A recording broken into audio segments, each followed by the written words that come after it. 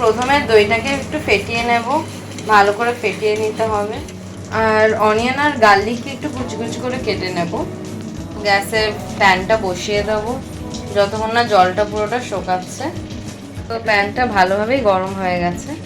এবার এর মধ্যে একটু ঘি দিয়ে দেবো। তো ঘিটা ভালো করে গরম হয়ে গেলে ওর মধ্যে একটু জিরে দিয়ে দেবেন পরিমাণ মতো। যখন জিরেটা ভালো করে ভাজা হয়ে যাবে তখন তার মধ্যে এই কুচি কুচি পেঁয়াজ আর রসুনটা দিয়ে দিতে হবে। দিয়ে ভালো করে নাড়াতে হবে আনটিল ইট টার্নস ব্রাউন। তো ভালো করে ব্রাউন হয়ে গেছে। এবার আমরা একটু মশলাগুলো দেব।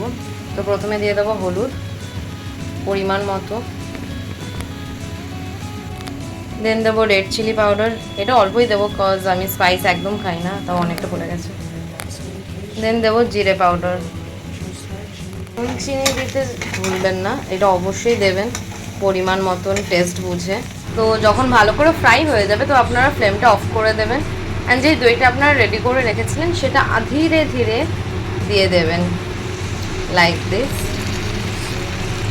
এটা আমারও ফার্স্ট টাইম, তো আমি জানি না টেস্টটা কেমন হবে, আই গেস ভালোই হবে। দেন এটাকে মিক্সড করে নিতে হবে অ্যান্ড আজকের রেসিপি খতম।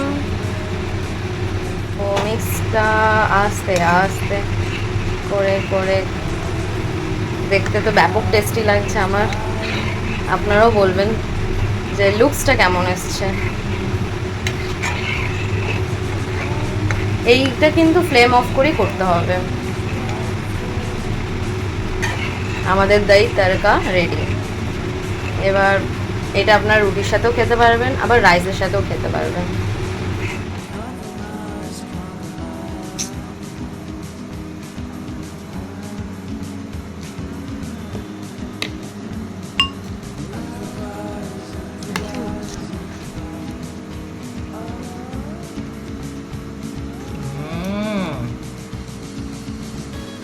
ভালো হয়েছে? অসাধারণ, ব্যাপক। এটা ফ্রাইড রাইসের সঙ্গে বেশি ভালো যেত। আমি ভাতের সঙ্গে খাচ্ছি, ফ্রাইড রাইস রুটি ফুটি এর সঙ্গে বেশি ভালো যেত। দারুণ দারুণ।